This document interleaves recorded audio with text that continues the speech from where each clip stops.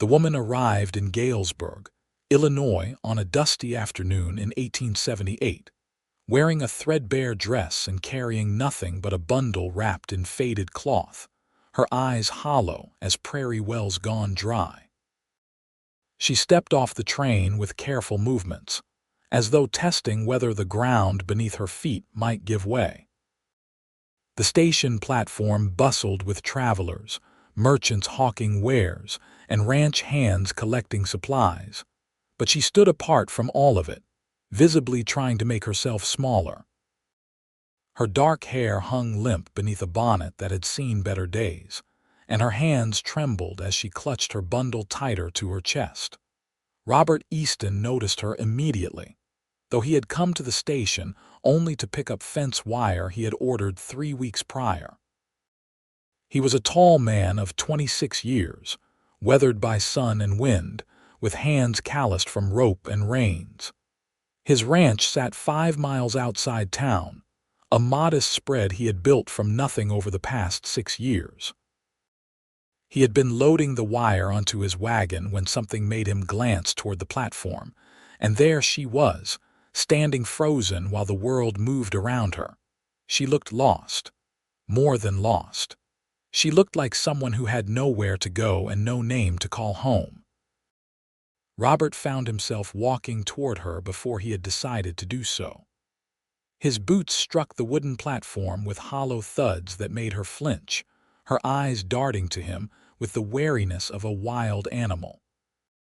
Up close, he could see she was young, perhaps 22 or 23, with delicate features that would have been beautiful if not for the exhaustion etched into them.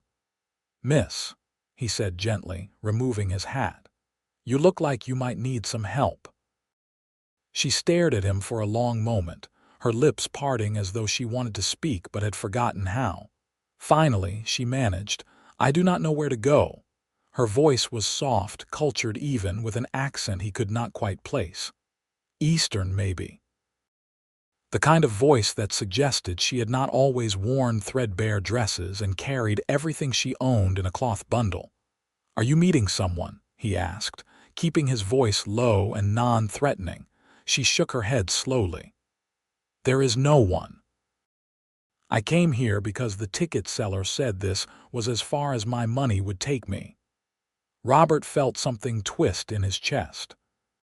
He had seen displaced people before, folks running from something or towards something, but there was a particular vulnerability in this woman that stirred a protective instinct he had not known he possessed. "You have family? Anyone I could help you contact?" "No." The word came out flat, final. Then, after a pause, she added, "I have nothing. I am nothing. I do not even have a proper name anymore."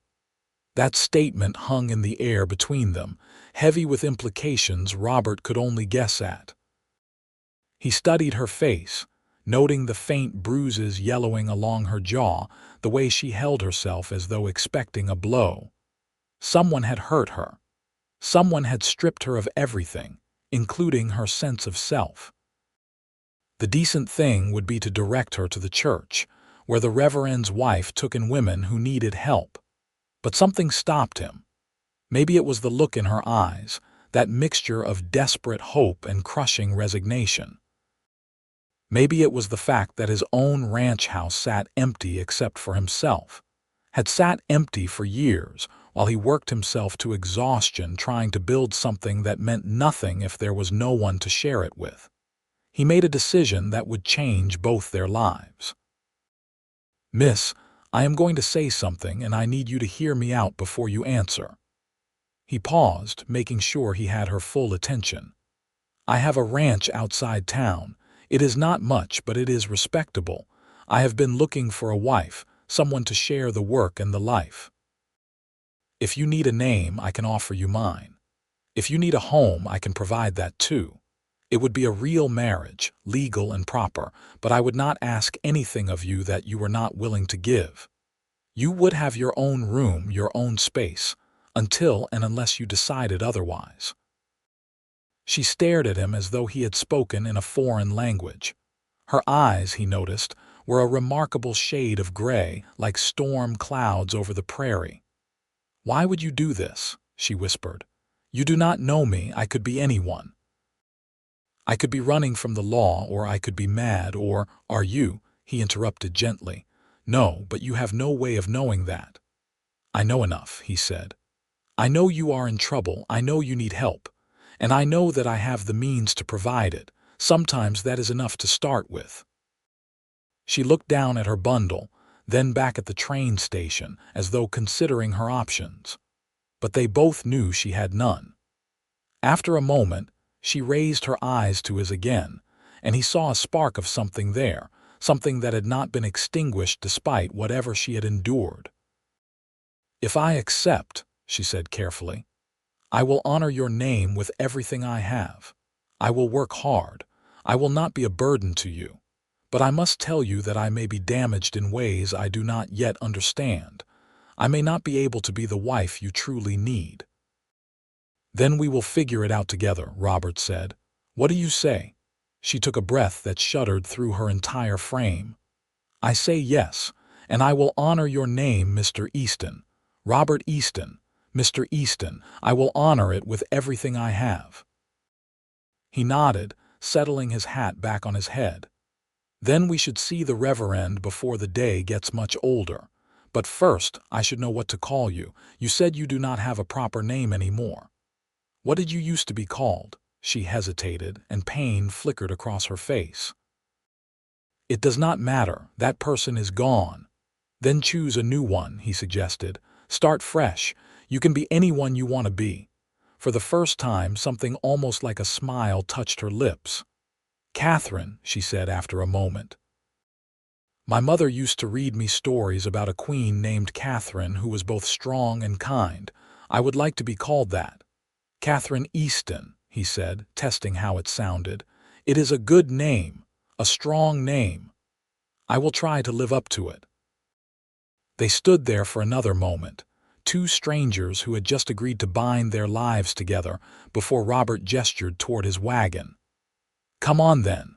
Let us go make this official, and then I will take you home." The Reverend, Josiah Wright, had known Robert since he first arrived in Galesburg 6 years prior with nothing but a horse, a dream, and a determination that bordered on stubborn. He had watched the young man build his ranch from bare prairie, had seen him weather droughts and hard winters, had witnessed his quiet integrity in all his dealings.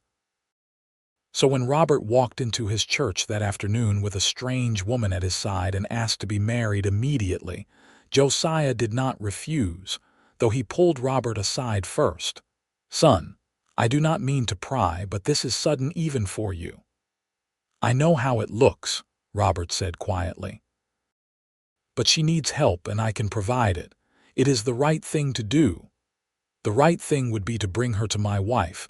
Let her stay with us until she gets her bearings." "I offered her my name and my home," Robert said. "I will not take that back now." Josiah studied him for a long moment, then nodded slowly. "You are a good man, Robert Easton. I pray this decision brings you both happiness."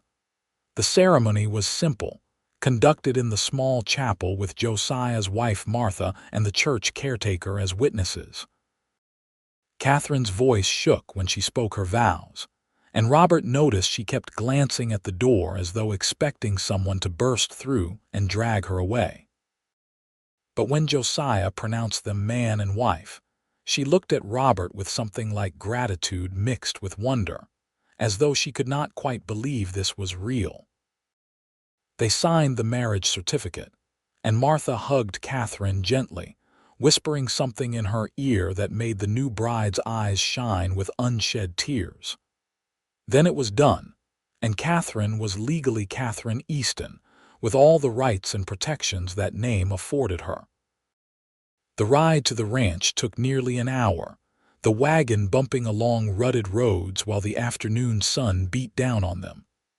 Katherine sat stiffly beside Robert, her bundle on her lap, her eyes fixed on the horizon. For a while, neither of them spoke, the silence filled only by the creak of wagon wheels and the steady clip-clop of the horses' hooves. Finally, Katherine said, "I should tell you something of my situation. Not everything, but enough that you understand what you have taken on." Robert glanced at her. "You do not have to tell me anything you are not ready to share." "I was married before," she said, her voice barely audible over the road noise. "To a man in Philadelphia. He was not kind. When I tried to leave, he told me he would kill me rather than let me go. So I ran. I took what little I could and I ran. I traveled west because I thought distance would protect me, but my money ran out in Chicago. I worked there for a few months, saving enough for another ticket, but he found me somehow. I barely escaped. I got on the first train heading anywhere and ended up in Galesburg." Robert's hands tightened on the reins, anger rising in him at the thought of any man terrorizing this woman. "Did you divorce him?" "I do not know if I legally can," she admitted.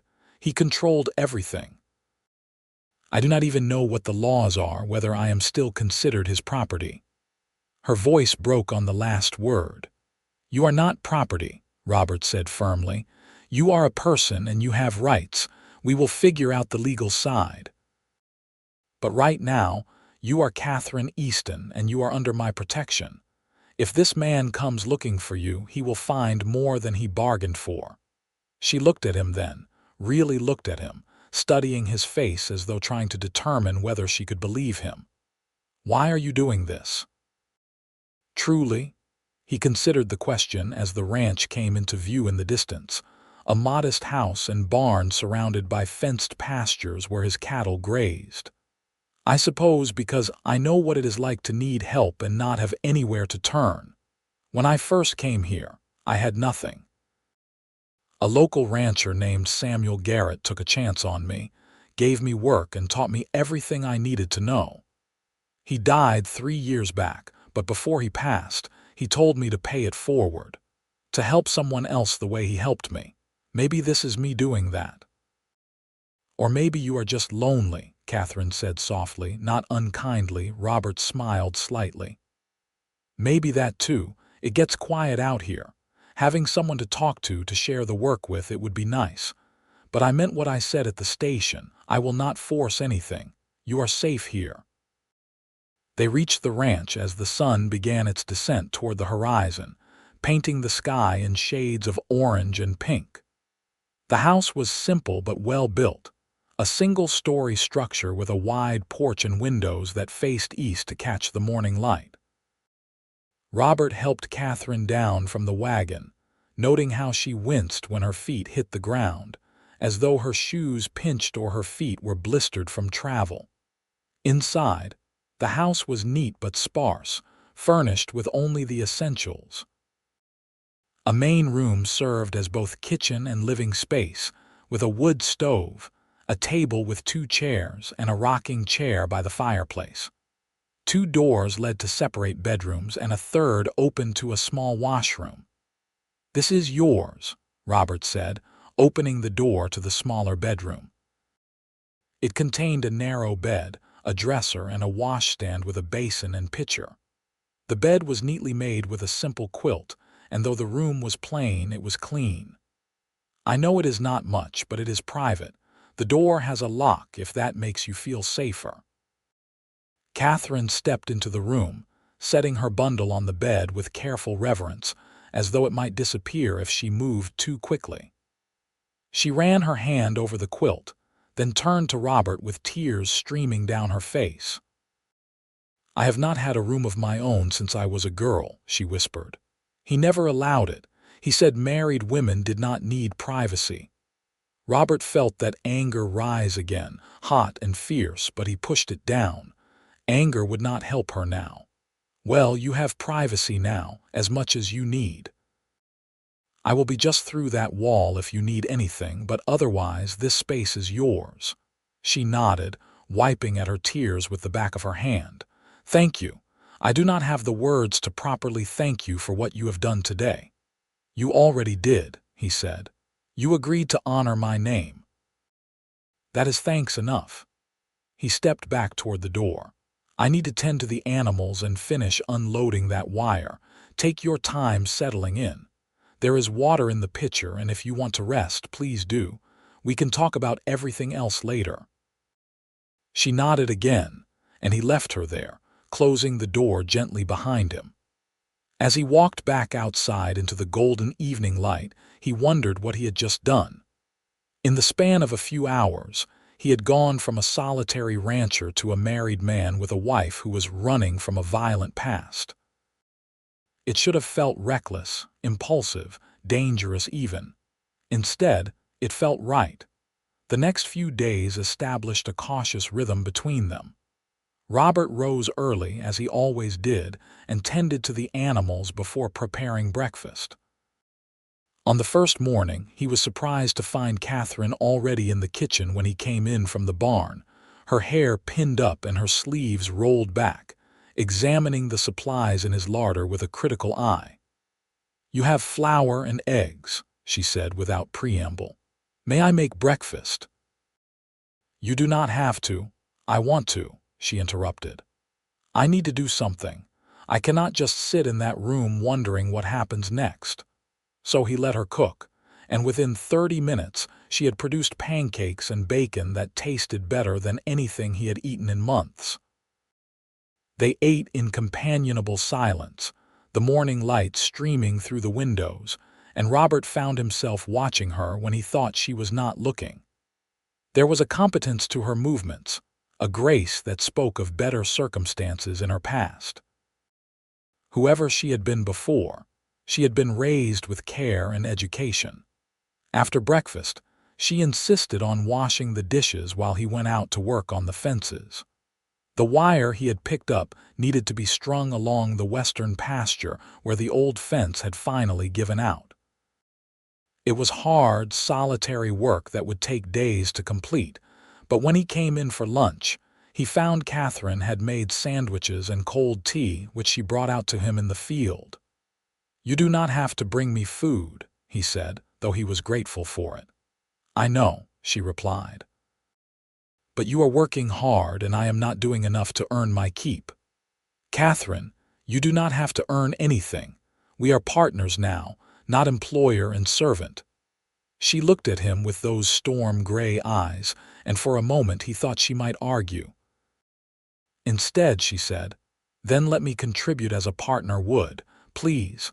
I need to feel useful." He could understand that. Purpose was important, maybe more so when everything else had been stripped away. "All right, but only if it is what you want to do, not what you think you have to do." "It is what I want," she said firmly, and he believed her. That night after supper, they sat on the porch as the sun set, watching the sky turn from blue to purple to black.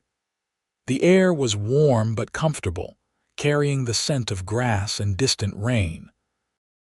Robert smoked his pipe while Katherine sat in the rocking chair he had carried out for her, her hands busy with some sewing she had found in the house, mending one of his shirts that had torn. "Tell me about the ranch," she said after a while. "How did you come to own it?" So he told her. He spoke of growing up in Missouri, the son of a farmer who lost everything in the financial panic of 1873. He described watching his father break under the weight of debt and failure, how his mother had died of fever the following winter, and how he had struck out west at 18 with nothing but determination and a desire to never be that helpless again. He talked about Samuel Garrett, the gruff old rancher who had taken him on and taught him everything, who had eventually sold him this land on terms he could afford, with the understanding that Robert would pay him back over time. By the time Samuel died, Robert had paid off the debt and earned the deed fair and square. "So this place represents everything I have worked for," he concluded. "Every fence post, every head of cattle, every nail in this house. I built it all from nothing, and it is mine. No one can take it from me." Katherine had stopped sewing, her hands still in her lap. "That must be a wonderful feeling, to own something that cannot be taken away." "It is," he agreed, "but it is also lonely." I have spent so many years focused on building, I forgot to think about what I was building for. A ranch is just land and animals if there is no one to share it with. And now you have a wife who is not truly a wife, Katherine said quietly. Someone who brings her troubles to your door and offers nothing in return. That is not true, Robert said. You offer your presence, your help, your company. You have already made this house feel more like a home than it has in years. That is not nothing, Katherine. She looked at him then, and in the dim light from the lamp burning inside, he could see the conflict in her face. I want to believe that. I want to believe I can be something other than damaged goods. But I do not know how to be a wife, Robert, not a real one. He destroyed that in me. Then do not be a wife, Robert said. Be Katherine. Figure out who that is without anyone else defining it for you. We have time. There is no rush. She nodded slowly, returning to her sewing, and they sat in silence for a while longer before she excused herself to bed. Robert remained on the porch, smoking his pipe and thinking about the strange turn his life had taken. He had offered his name to a nameless woman, and she had promised to honor it with everything she had. Now, as the stars wheeled overhead and the prairie wind whispered through the grass, he found himself hoping he could help her find herself again. Piece by piece, the days turned into weeks, and a rhythm solidified between them. Katherine proved herself capable in countless ways. She was an excellent cook, transforming his simple supplies into meals that made him look forward to coming inside. She kept the house cleaner than he had ever managed on his own, and she had a way with the chickens he kept, coaxing them to lay more eggs than they had in months. But more than her domestic skills, Robert appreciated her mind. In the evenings, after the work was done, they would sit and talk. She was well-read, educated in a way he had never had the opportunity to be, and she spoke intelligently about everything from politics to philosophy. She told him about growing up in Philadelphia, the daughter of a schoolteacher who had died when she was 16. Her mother had educated her at home, teaching her not just the traditional female arts but also mathematics, literature, and critical thinking. My mother believed women should be able to support themselves intellectually, Katherine explained one evening as they sat in the living room, she with her mending and he with the ranch ledgers. She said the world was changing, and women who could think for themselves would have more opportunities. I do not think she anticipated that I would use that education to escape an abusive marriage, but I am grateful for it nonetheless. How did you end up married to him? Robert asked, then quickly added, You do not have to answer if you do not want to. Katherine was quiet for a moment, her needle pausing in its work. My mother died of influenza. I had no other family, and I could not keep the house on my own. He was a business associate of my father's, older, established. He seemed kind during our courtship. It was only after we married that I saw his true nature. By then, it was too late. How long were you married? 4 years, she said softly. 4 years of walking on eggshells, of never knowing what might set him off, of being told I was worthless, stupid, that no one else would ever want me. He was careful, though. He never left marks where people could see them. To the outside world, we were the perfect couple. Robert set down his pencil, his jaw tight with suppressed anger. You are not worthless or stupid. I hope you know that. I am beginning to, she said, meeting his eyes. Being here with you is teaching me that perhaps I was not the problem after all. It is strange to realize that the voice in my head telling me I am inadequate is not my own voice, but his. Then we will work on replacing that voice with a better one, Robert said, one that tells the truth. She gave him a small smile, the first genuine one he had seen from her, and something warm unfurled in his chest. Over the past weeks, he had grown accustomed to her presence, had come to look forward to their conversations and shared meals. She was still guarded, still careful not to let him get too close physically. But there was a growing ease between them that felt like the foundation of something real.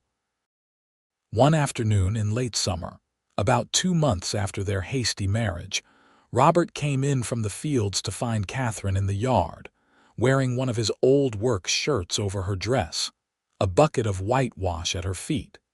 She had already painted half the porch railing a fresh, clean white. "What are you doing?" he asked, bemused. "Making improvements," she replied, not pausing in her work. "This place is solid, but it needs some attention. I found the whitewash in the barn and thought I would put it to good use." Robert leaned against the fence, watching her work. Her sleeves were rolled up, her face flushed with exertion, and there was a smudge of white on her cheek. She looked vital, alive in a way she had not when she first arrived. "You do not have to do this," he said. "I know," she replied, echoing their familiar refrain, "but I want to. This is my home now too, is it not? I want it to look its best. My home." The word struck him with unexpected force. She had called it her home, had claimed ownership in a way she had not before. It was a small thing, but it felt significant. "Then I will help," he said, grabbing another brush. "Two of us will finish faster." They worked side by side for the rest of the afternoon, painting the railings and the porch posts until they gleamed white in the sun. They talked while they worked, easy conversation about nothing in particular, and Robert realized he was happy. Genuinely, simply happy in a way he had not been in years. That evening, as Katherine was preparing supper, there was a knock at the door.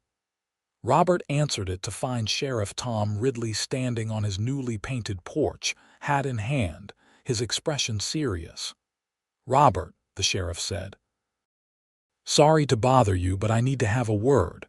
"Of course, come in." Robert stepped aside, trying to ignore the way Katherine had gone very still at the stove, her shoulders tense. The sheriff entered, nodding politely to Katherine.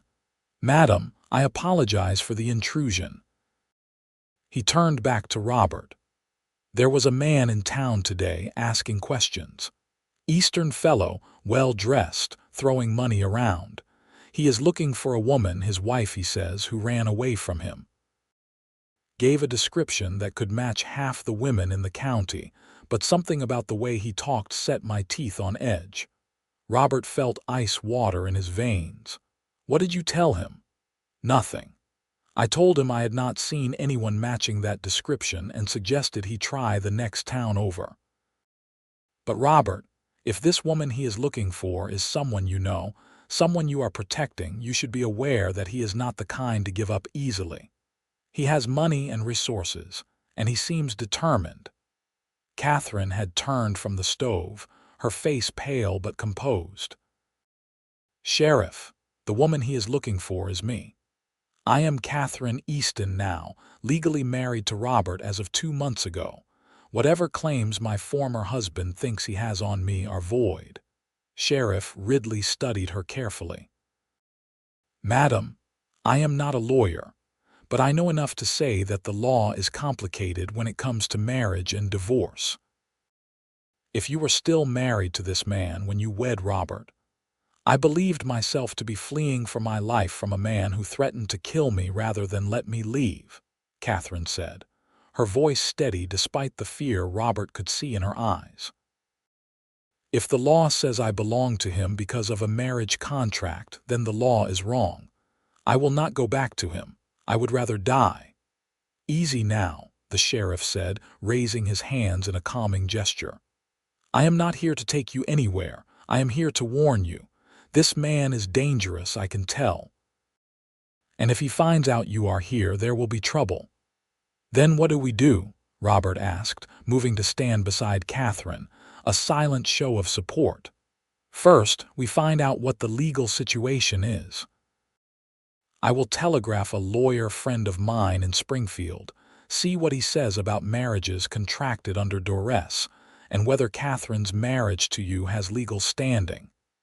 In the meantime, you both need to be careful. Keep your eyes open. If this fellow comes around, do not engage with him. Come get me immediately." Robert nodded, placing a hand on Katherine's shoulder. She was trembling slightly, but she kept her chin up. "Thank you, Sheriff. We appreciate the warning." After the sheriff left, Katherine sank into a chair, her composure crumbling. "He found me. I knew he would eventually, but I hoped I had more time."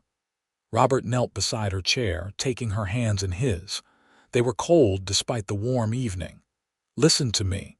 You are Katherine Easton. You are my wife, and I will not let him take you. Whatever we have to do, whatever it costs, I will keep you safe."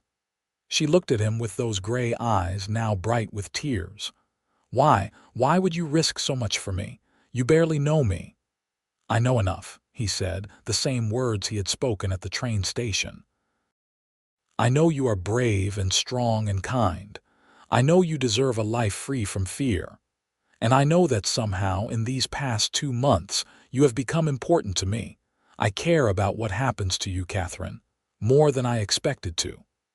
The confession hung between them, surprising them both.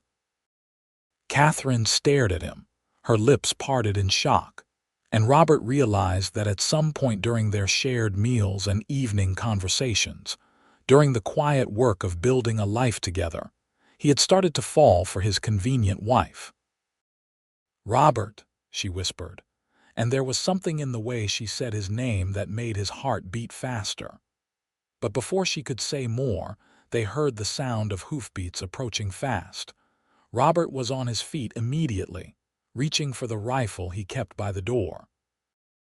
Through the window, he could see a single rider approaching the house, silhouetted against the dying light. He moved to place himself between Katherine and the door, his finger on the trigger. The rider pulled up in front of the porch, and Robert recognized young Tommy Barrett from the neighboring ranch. The boy was only 15, but he was a good hand and a trustworthy messenger.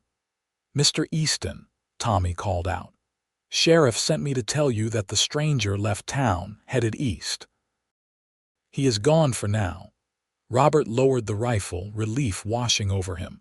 "Thanks, Tommy. I appreciate you riding out here." The boy tipped his hat and wheeled his horse around, galloping back toward town. Robert closed the door and turned to find Katherine still sitting in the chair, her face in her hands. "He is gone," Robert said gently. "For now, at least." "But he will be back," Katherine said, her voice muffled. "Men like him do not give up. He sees me as his property, something he owns.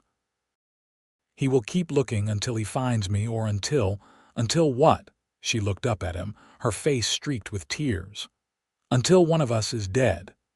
The starkness of that statement shook Robert, but he forced himself to stay calm.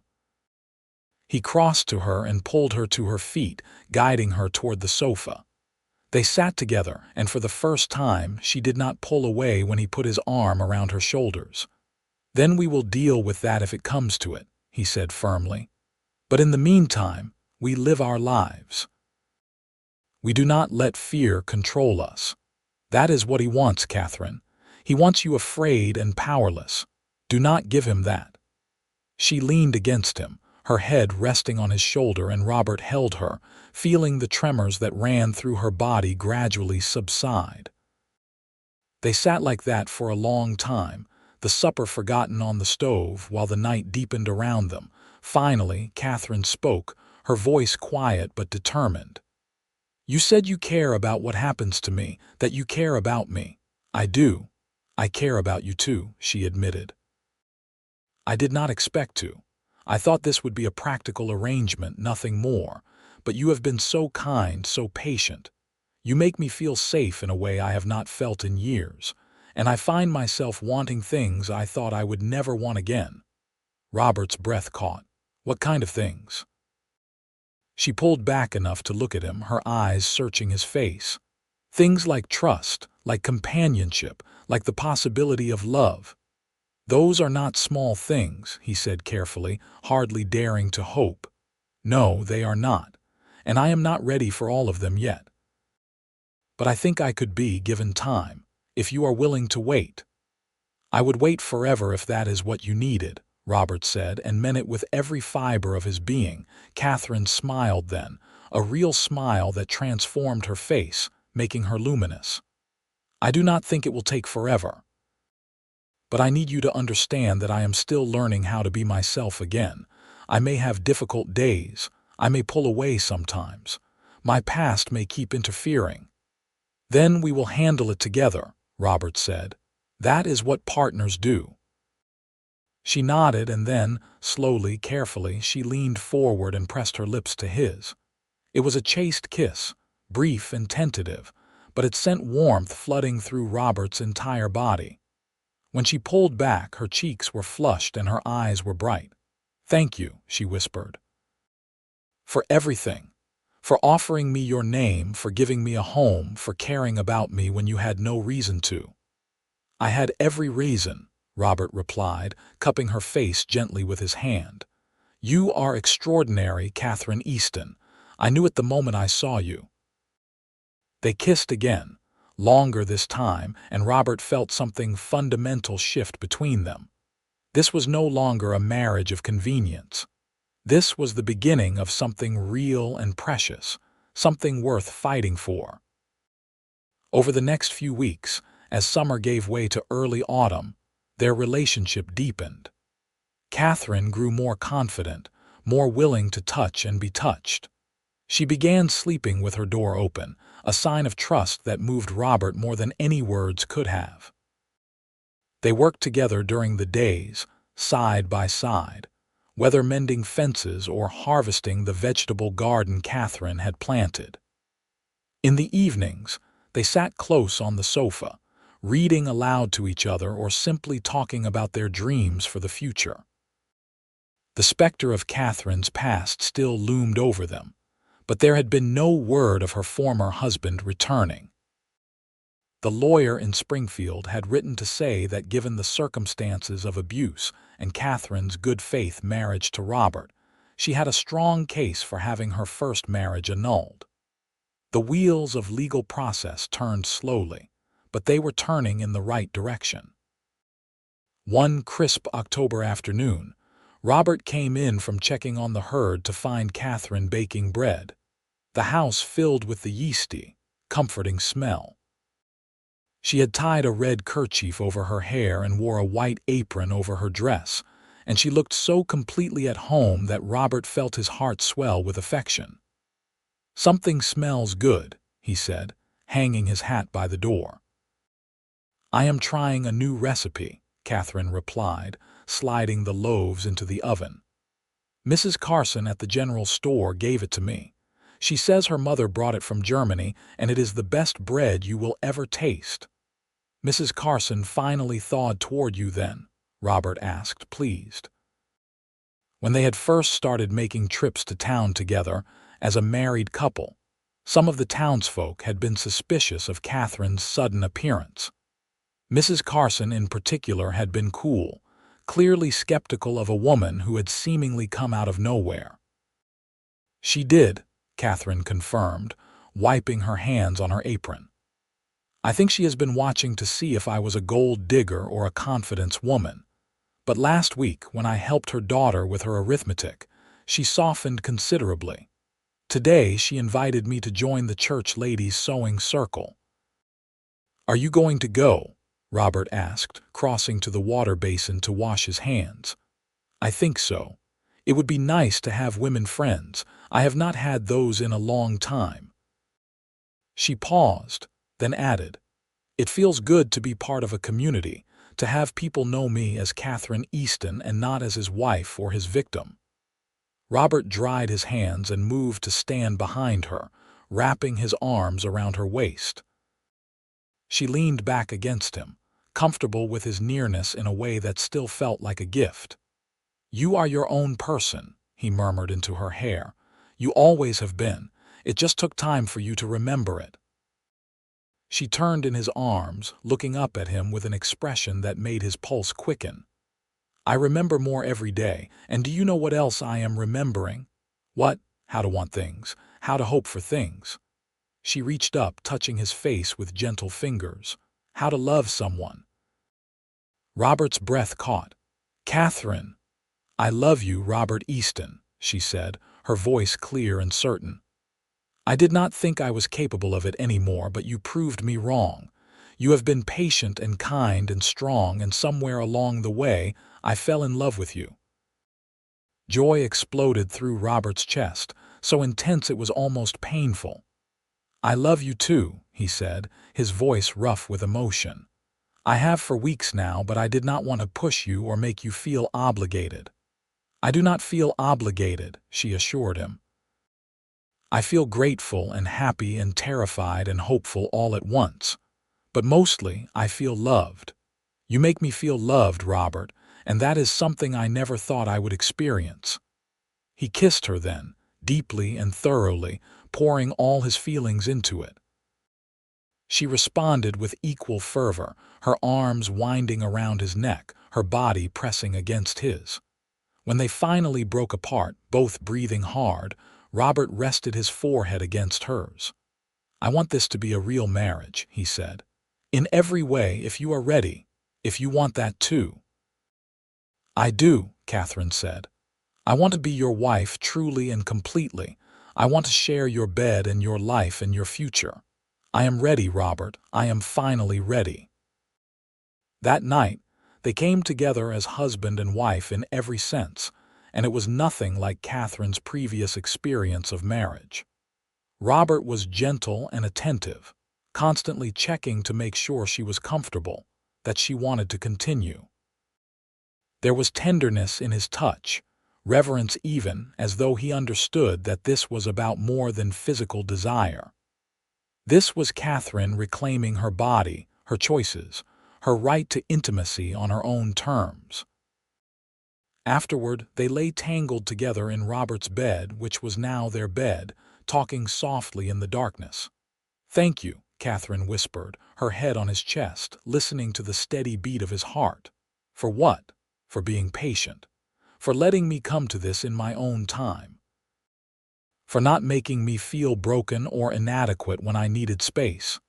"You were never broken," Robert said, running his fingers through her loose hair. "You were healing. There is a difference." She pressed a kiss to his chest, right over his heart. "I think I am healed now. Or at least healed enough to start building something new, with you." "I like the sound of that," Robert said, smiling in the darkness. They fell asleep like that, wrapped in each other's arms, and for the first time in longer than either of them could remember, they both slept soundly, without nightmares or fear. The peaceful interlude lasted almost a month. November brought colder weather and shorter days, and Robert and Katherine settled into their life together with growing contentment. They made plans for the spring, talking about expanding the herd and maybe adding a few pigs. Katherine had ideas about planting a larger garden and possibly selling her preserves at the general store. They talked about children, tentatively at first, and then with increasing enthusiasm, both of them imagining a future filled with laughter and life. But on a gray Tuesday afternoon, that future was threatened when Robert came back from town with grim news. He had ridden in to pick up supplies and mail, leaving Katherine at home with instructions to stay inside with the doors locked. When he returned, his face was dark with worry. "He is back," Robert said without preamble, setting the supply bags on the table with more force than necessary. "Your former husband. He is in Galesburg and he has hired a lawyer. He is claiming you are still legally his wife and that I kidnapped you." Katherine, who had been kneading dough, felt the blood drain from her face. "But the annulment has not gone through yet," Robert said grimly. "The lawyer I contacted says these things take time, especially when the other party contests them, which he is doing. He is claiming you left of your own free will to conduct an affair with me, and now he wants his property back." Robert spat the last word like it was poison. "I am not property," Katherine said, but her voice shook. "I know that. The sheriff knows that. But the law is complicated, and this man has money to hire lawyers who can twist things." Robert crossed to her, taking her floury hands in his. "Katherine, listen to me. I will not let him take you. Whatever happens, whatever I have to do, you are staying here with me." "He could have you arrested," Katherine said, fear making her voice high. "He could accuse you of kidnapping, of unlawful marriage, of anything he wants. He has done this before, Robert. He has used the law as a weapon to control me. He will not stop until he has destroyed everything." "Then we will fight him with the law too," Robert said firmly. "I am going back to town tomorrow with you, and we are going to meet with the lawyer the sheriff recommended. We are going to lay out everything, all the abuse, all the reasons why you left. We will show that our marriage was entered into in good faith, and that you have been living as my wife for months now. A judge will have to see reason." "You do not know him," Katherine said, pulling her hands free to wrap her arms around herself. "You do not know how persuasive he can be, how he can make himself look like the wronged party. He is respectable in Philadelphia, Robert, a successful businessman with connections. Who are we? A cowboy and a runaway wife. We are more than that," Robert said, turning her to face him. "We are people fighting for our right to live free from abuse and fear. We are people who love each other and have built a life together. That has to count for something." Katherine wanted to believe him, but fear had its claws in her now, dragging her back to that place of helplessness she had fought so hard to escape. What if it is not enough? What if the law sides with him? "Then we run," Robert said simply. "We take the horses and we ride north to the Dakota Territory or west to Colorado, somewhere beyond his reach. I will not let you go back to him, Katherine. I would give up this ranch, this life, everything I have built, before I let that happen." Tears streamed down Katherine's face at the depth of his commitment. "I cannot ask you to do that. This place is everything to you." "No," Robert said gently, wiping her tears with his thumbs. "You are everything to me. The ranch is just land. You are my heart, Katherine. Where you go, I go." She collapsed against him, sobbing, and he held her, his own eyes damp as he contemplated the possibility of losing everything he had worked for. But he had meant what he said. Katherine was more important than any ranch. If it came down to a choice between the land and the woman, there was no choice at all. The next morning they rode to town together, both grim-faced and determined. The lawyer, a man named Horace Palmer, had an office above the bank.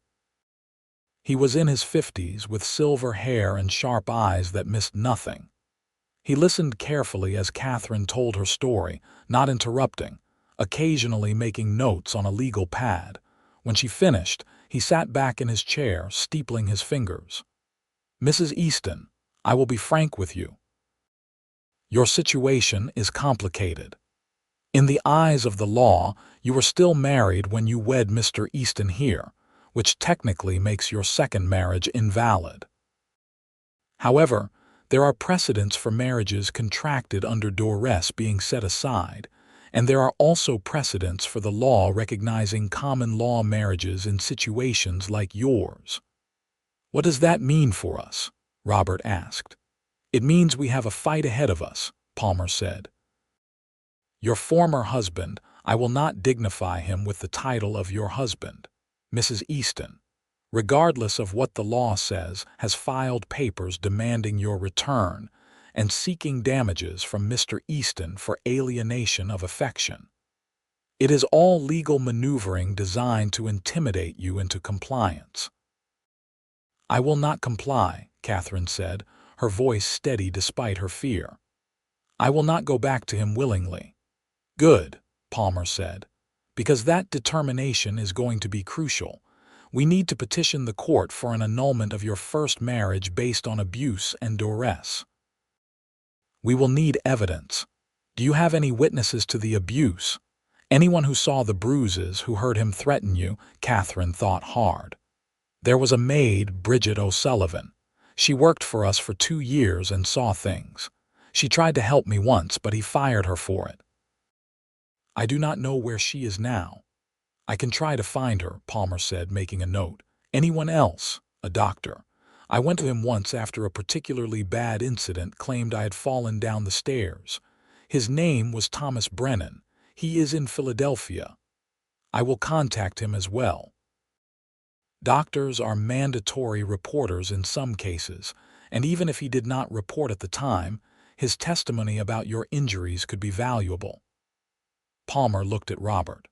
Mr. Easton, I need you to understand that this process may get ugly. Your character will be called into question.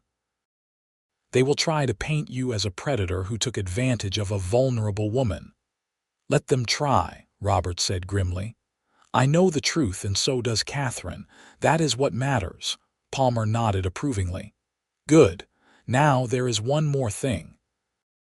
This man has resources, and he is clearly obsessed. Have you considered your physical safety? We have, Robert said. I have weapons at the ranch, and I know how to use them. The sheriff has been helpful, but I am not counting on the law to protect us if this man decides to take matters into his own hands. I am afraid that is wise, Palmer said. Men like him often escalate when they feel their control slipping. Be careful. Lock your doors. Do not travel alone if you can help it, and if he approaches you directly, do not engage. Come straight to me or the sheriff. They left the lawyer's office with heavy hearts but also with a plan. Palmer would begin gathering evidence and preparing their case while they continued their lives as normally as possible. It was not much, but it was something. On the ride home, Katherine was quiet, staring at the passing landscape without really seeing it. Finally, she said, I am sorry I brought this into your life, Robert. You would be so much better off if you had never met me. Robert pulled his horse up short, forcing Katherine to stop as well. He maneuvered his mount next to hers until they were side by side, close enough for him to reach over and take her hand. Do not ever say that, he said fiercely. Meeting you is the best thing that ever happened to me. You have brought joy and meaning to my life. You have made my house a home. You have given me a reason to build something beyond just survival. Whatever challenges come from your past, we will face them together, and I will never regret offering you my name. Do you hear me? Fresh tears spilled down Katherine's cheeks, but she nodded. I hear you. And I am grateful, more than I can ever express. I love you, Robert Easton. I love you too, Katherine Easton, he said. Now let us go home. The next few weeks were tense. Palmer worked on their case, tracking down potential witnesses and building a file of evidence. Katherine wrote out detailed accounts of the abuse she had suffered, filling pages with painful memories she would have preferred to forget. It was grueling work, but it was also cathartic in a way. By documenting everything, she was taking power back from the man who had terrorized her. They saw no sign of her former husband, though they knew he was still in the area. The sheriff reported that he had taken a room at the Galesburg Inn and was conducting himself as a respectable gentleman, telling anyone who would listen about his poor, confused wife who had been led astray by an unscrupulous cowboy. It made Robert's blood boil, but Palmer advised against confronting the man directly. Let him play his games, the lawyer said. We are building a stronger case every day. Dr. Brennan has agreed to testify about your injuries, Mrs. Easton, and we found Bridget O'Sullivan working as a housekeeper in Chicago. She is willing to come testify as well. We have a solid foundation. When will we go before the judge? Katherine asked. Likely after the first of the year, Palmer replied. These things move slowly, but they move. Be patient. Patience was hard, especially as the winter holidays approached. Katherine had been looking forward to their first Christmas together, planning special meals and even knitting Robert a scarf as a gift. But the joy was tempered by the cloud hanging over them. On Christmas Eve, they attended services at the church, and afterward, several members of the congregation approached Katherine to offer their support. Word had spread about her situation, and rather than judgment, Katherine found compassion. "Mrs. Carson pressed a jar of preserves into her hands, whispering that she was praying for them. Young Tommy Barrett's mother gave her a hug and told her to stay strong. "You have become part of this community," Robert said as they drove home through the snowy night. "People care about you. They see who you really are." "It helps," Katherine admitted. "I was so afraid everyone would believe his lies, but people here know us. They know you. Your reputation means something." That night they exchanged their simple gifts by the fire. Katherine gave Robert the scarf she had knitted, dark blue wool that brought out his eyes. He gave her a book of poetry he had ordered from a catalog, knowing she loved to read. It was not much, but it felt like a celebration of the life they had built together, a defiant assertion that they were a family despite what any court might say. As they sat together on the sofa, Katherine's head on Robert's shoulder, she said softly, "This is the best Christmas I have had in years, maybe the best I have ever had." "Me too," Robert agreed, kissing the top of her head. "And there will be many more, Katherine, I promise you that." She wanted to believe him, and in the warmth and safety of their home, with the fire crackling and the snow falling gently outside, she did. The new year of 1879 began with a cold snap that froze the prairie hard and made every breath visible. Robert spent long days breaking ice in the water troughs and making sure the cattle had enough feed. Katherine kept the home fires burning, literally and figuratively, maintaining a space of warmth and comfort they could retreat to when the outside world felt too harsh. In mid-January, Palmer sent word that the hearing was scheduled for early February. They would present their case before Judge Marcus Sullivan, a man known for being fair but also a stickler for legal propriety. It was not guaranteed to go their way, but Palmer felt they had a good chance. The night before they were to leave for the hearing, Katherine could not sleep. She tossed and turned, anxiety eating at her, until finally Robert pulled her close and said, "Tell me what you are thinking." "I am thinking that tomorrow could change everything," she admitted. "If the judge rules against us, I will have to go back to him. The law will compel it." "The law will have to go through me first," Robert said grimly. "Do not talk like that. I will not have you arrested or hurt because of me." "Katherine, I meant what I said before. If the ruling goes against us, we run. We have horses and supplies ready. We can be across the state line before anyone knows we are gone. And spend the rest of our lives running, always looking over our shoulders. If that is what it takes to keep you safe, yes," Robert said without hesitation. Katherine was quiet for a moment, then said, "I have been thinking about something else too. If the worst happens and we have to run, I want you to know that these months with you have been the happiest of my life. You gave me back myself, Robert. You reminded me that I am a person worthy of love and respect. Whatever happens tomorrow, I am grateful for that gift. We are going to win," Robert said with a confidence he did not entirely feel. "Palmer has built a strong case. The judge will see that you were abused and that our marriage is legitimate. We are going to walk out of that courtroom free and clear, and we are going to go home and continue building our life together. That is what is going to happen." Katherine wanted to believe him, so she closed her eyes and imagined it, walking out of the courthouse hand in hand with Robert, the legal battle behind them, their future secure. It was a beautiful image, and she held it close as she finally drifted off to sleep. The courthouse in Galesburg was an imposing brick building that had been built just 5 years earlier, a symbol of law and order on the prairie. Robert and Katherine arrived early, accompanied by Palmer and the sheriff, who had agreed to testify on Katherine's behalf.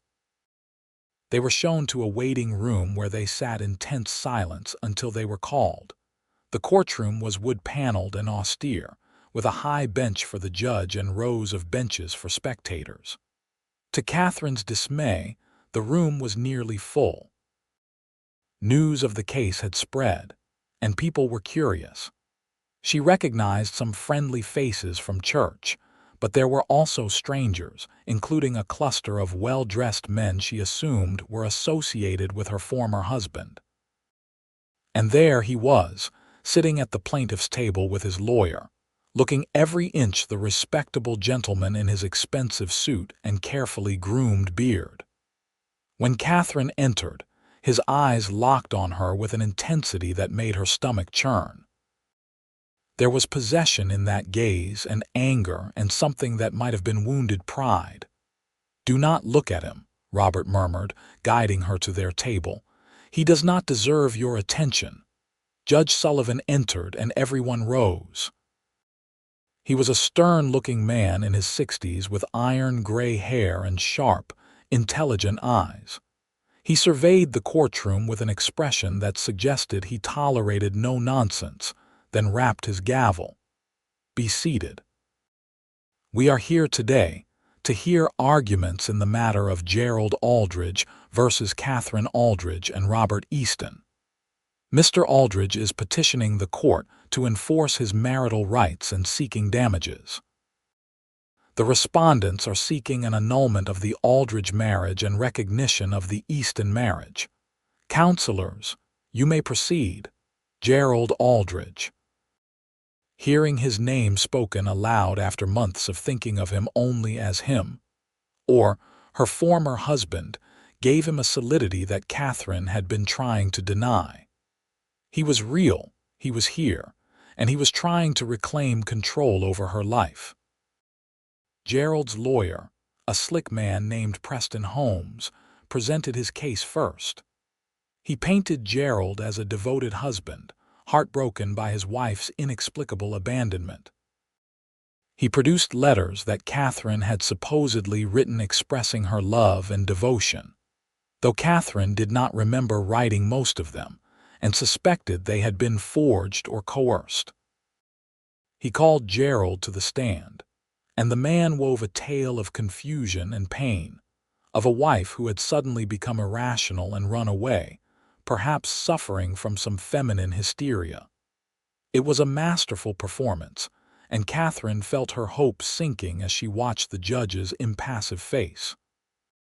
But then it was Palmer's turn, and he was equally skillful. He called Dr. Brennan, who testified via a written deposition since he could not travel from Philadelphia. The doctor's statement described treating Katherine for broken ribs, severe bruising, and a concussion.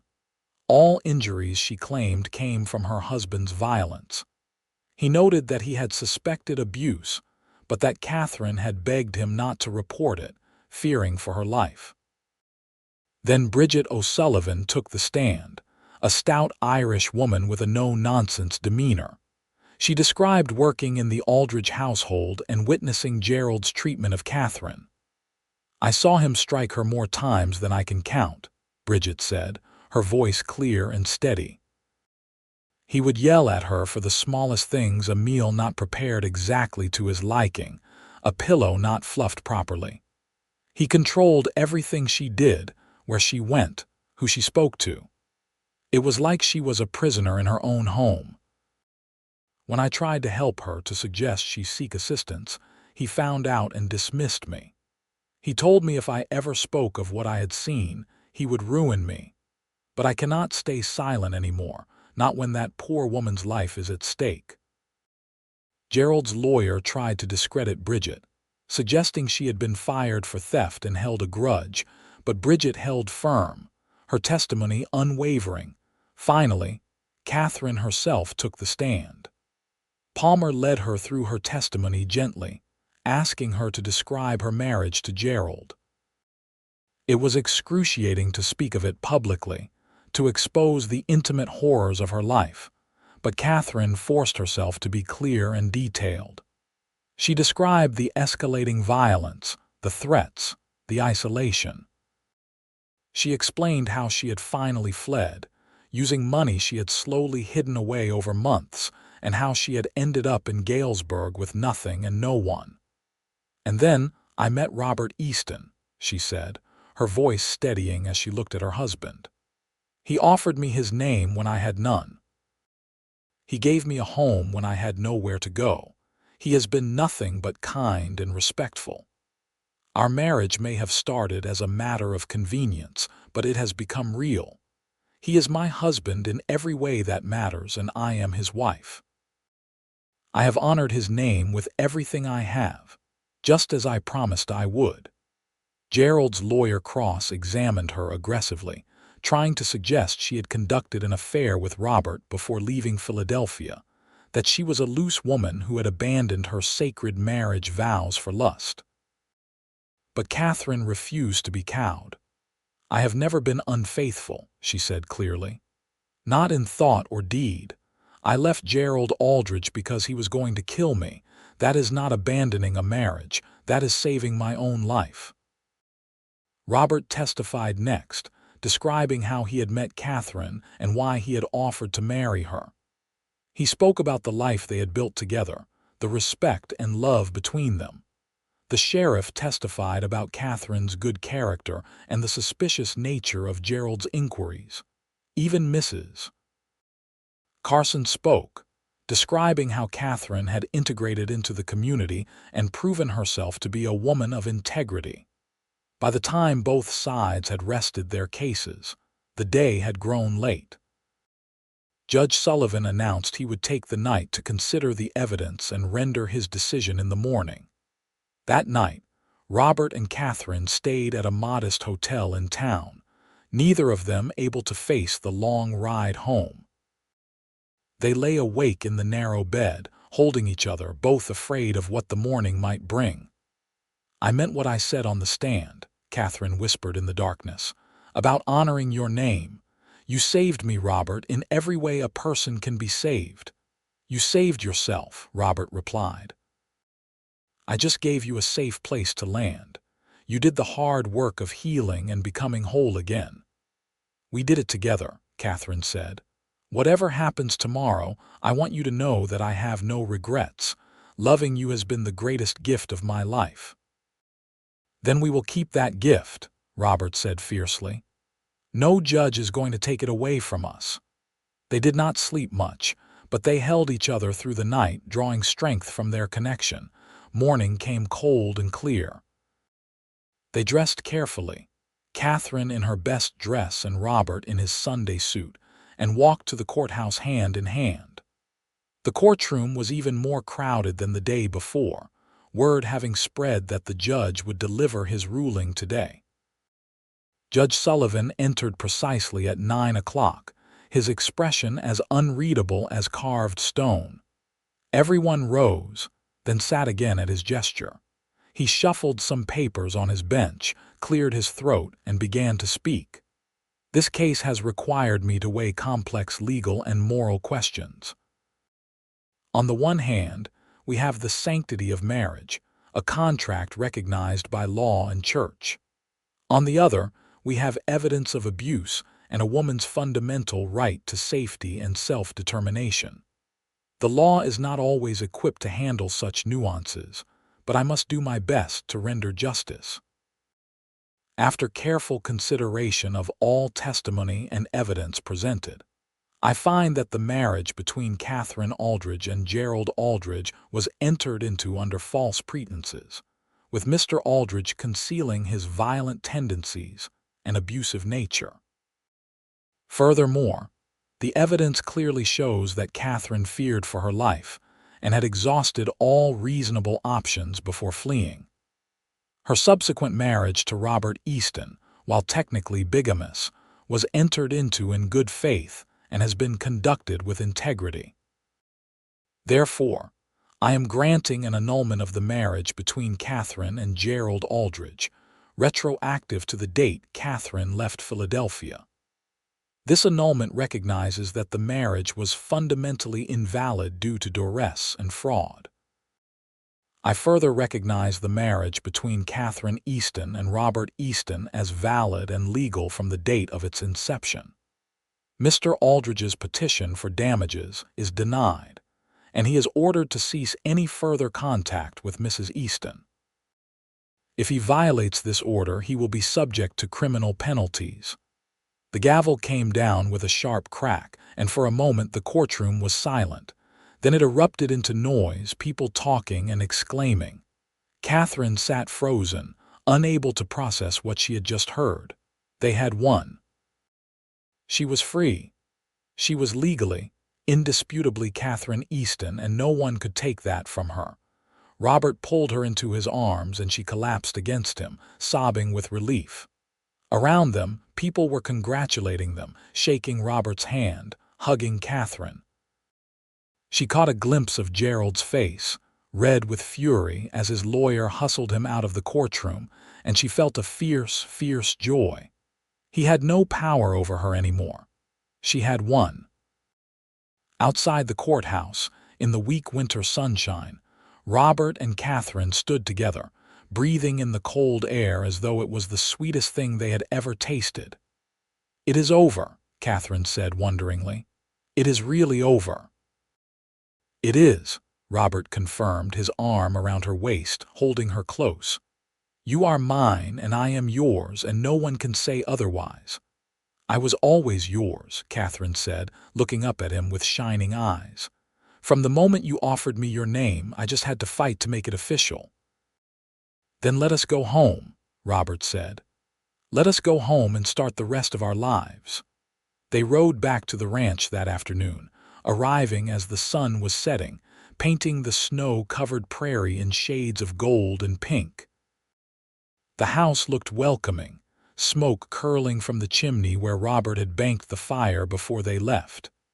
Everything was exactly as they had left it, but somehow it felt different now, more solid, more real. That night, they celebrated quietly, just the two of them, with a good meal and quiet conversation and the simple joy of being together without fear or legal threats hanging over them. Later, in the privacy of their bedroom, they came together with a passion and tenderness that felt like a renewal of their vows, a physical expression of the legal and emotional bond that had been affirmed. As Katherine drifted off to sleep in Robert's arms, she thought about how far she had come. 6 months ago, she had been a nameless woman on a train platform, carrying nothing but trauma and desperation. Now she was Katherine Easton, a woman with a home, a husband, a community, and a future. She had honored Robert's name with everything she had, and in doing so, she had reclaimed her own honor, her own identity, her own life. The winter gave way to spring, and Katherine and Robert threw themselves into the work of the ranch with renewed energy. The legal battle behind them, they could focus on building the life they had dreamed of. Katherine expanded her garden, planting not just vegetables but also flowers, adding beauty to the functional landscape. Robert increased his herd, his reputation as a fair dealer and skilled rancher growing throughout the region. In May, Katherine realized she was pregnant. She had suspected for a few weeks, but she waited to be certain before telling Robert. When she finally shared the news one evening after supper, his reaction was everything she could have hoped for. His face lit up with pure joy, and he swept her into his arms, spinning her around until she laughed and begged him to put her down. "We are going to have a baby," he kept saying, as though he could not quite believe it. "Katherine, we are going to have a family." "We are already a family," she corrected gently. "But yes, we are going to expand it." The pregnancy progressed smoothly, and Katherine bloomed under Robert's attentive care. He was almost comically protective, refusing to let her do any heavy work and constantly asking if she was feeling well. Katherine found it equal parts endearing and exasperating, but she could not deny that she loved being cherished this way. In late January of 1880, almost exactly 2 years after Katherine had stepped off that train in Galesburg, she gave birth to a healthy baby boy. They named him Samuel, after the rancher who had given Robert his start, and Robert cried when he held his son for the first time, overcome with emotion at the tiny life he and Katherine had created together. "He is perfect," Robert whispered, his finger gently tracing Samuel's tiny features. "Absolutely perfect. He is ours," Katherine said, exhausted but radiant. "He is proof that good things can come from hard beginnings." The years that followed were filled with the busy, chaotic joy of raising a family. Samuel was followed by a daughter they named Margaret, born in 1882, and then another son, Thomas, in 1884. The house that had once seemed too large for just Robert now rang with children's laughter and the constant activity of a growing family. Katherine proved to be a devoted mother, though she was careful to raise her children with the independence and critical thinking her own mother had fostered in her. She taught them to read early, encouraging their curiosity and never dismissing their questions.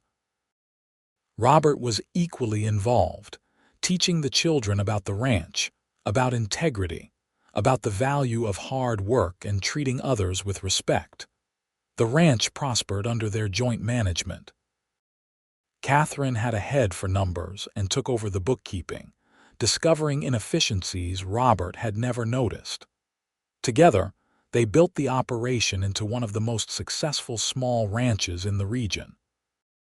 They hired help as needed but never lost the hands-on involvement that had characterized their early years. Katherine also became a leader in the community. She organized the church ladies' sewing circle into a charitable organization that raised money for families in need. She started a small school in town for children whose families could not afford to send them to the larger school in the county seat, teaching them herself 2 days a week. She was widely respected, and people marveled at the poised, confident woman she had become, never knowing the broken, frightened person she had been when she first arrived. Robert watched her flourish with pride and deep love. She had honored his name with everything she had, just as she had promised, but she had also made that name mean something more. The Easton family became synonymous with integrity, hard work, and compassion, a reputation that would endure for generations. On a warm summer evening in 1890, Robert and Katherine sat on their porch watching the sun set over their land. The children were inside, Samuel at 15 already a capable young man who was learning to run the ranch, Margaret at 8 a bright spark who loved books as much as her mother did, and Thomas at 6 a bundle of energy and mischief. The sounds of their play drifted out through the open windows, a comforting backdrop to the peaceful moment. "You ever think about that day at the train station?" Robert asked, taking Katherine's hand. They were both in their late 30s now, weathered by sun and work but still strong, still devoted to each other. "Sometimes," Katherine admitted. "It feels like a lifetime ago. I was so lost then, so afraid. I could not imagine a future, let alone this future." "I knew the moment I saw you," Robert said. "I knew you were meant to be mine, that we were meant to build something together." Katherine smiled, squeezing his hand. "I did not know it then. I was too broken to see clearly. But somewhere deep down I must have sensed it, because I said yes when any rational person would have said no. I trusted you, even when I could not trust myself. And you have honored my name every day since," Robert said. "You have made it mean something, Katherine. You have built this family, this life. I am proud to share my name with you." "It is our name now," Katherine said, "and our children will carry it forward, along with everything we have taught them about love and respect and fighting for what is right. That is our legacy, Robert. Not just this ranch, but the values we live by." They sat in comfortable silence for a while, hands linked, watching the sky turn from gold to purple to the deep blue of night. The prairie stretched out before them, vast and beautiful. The same prairie Katherine had arrived on 12 years earlier with nothing but desperation and a faint, desperate hope. Now that hope had been fulfilled beyond anything she could have imagined. She had a husband who loved her, children who brought her joy, a home that was truly hers, and a community where she was valued.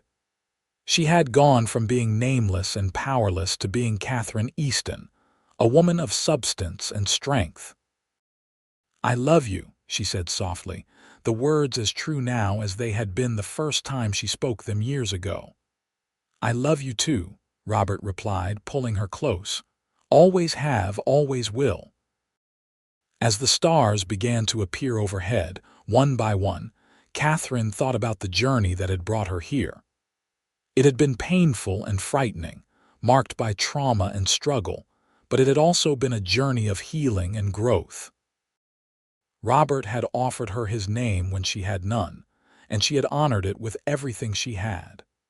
In doing so, she had found not just safety and security, but love, purpose, and a sense of belonging she had never known before. The years continued to pass, each one bringing its own challenges and joys. Samuel grew into a fine young man who married a local girl and took over much of the day-to-day running of the ranch, allowing Robert and Katherine to step back slightly and enjoy their later years. Margaret became a teacher, fulfilling Katherine's dream of spreading education, and eventually opened her own school in Galesburg. Thomas, always the adventurous one, went west to Colorado for a time but eventually returned, unable to stay away from the land and family he loved. Katherine and Robert became grandparents and then great-grandparents, watching their family tree spread and flourish across Illinois. They faced hardships too, the inevitable losses that come with a long life, but they faced them together, their bond stronger than ever. On their 25th wedding anniversary in 1903, the community threw them a party in the church hall. It seemed like everyone in Galesburg turned out to celebrate the couple who had become pillars of the town. There were speeches and toasts, and when Katherine stood to speak, she looked out at the sea of familiar faces, many of them people who had watched her transform from a frightened refugee to the woman she was now. "When I came to Galesburg 25 years ago," she began, her voice still strong at 57, "I had nothing. No name, no home, no hope. A kind man offered me all three. Robert Easton gave me his name when I needed one, and I promised him I would honor it with everything I had. I have tried to keep that promise every day of our marriage. But what I did not understand then, and what took me time to learn, is that in honoring his name, I was really learning to honor myself. Robert gave me the space and support to become who I was meant to be, and that is the greatest gift anyone has ever given me."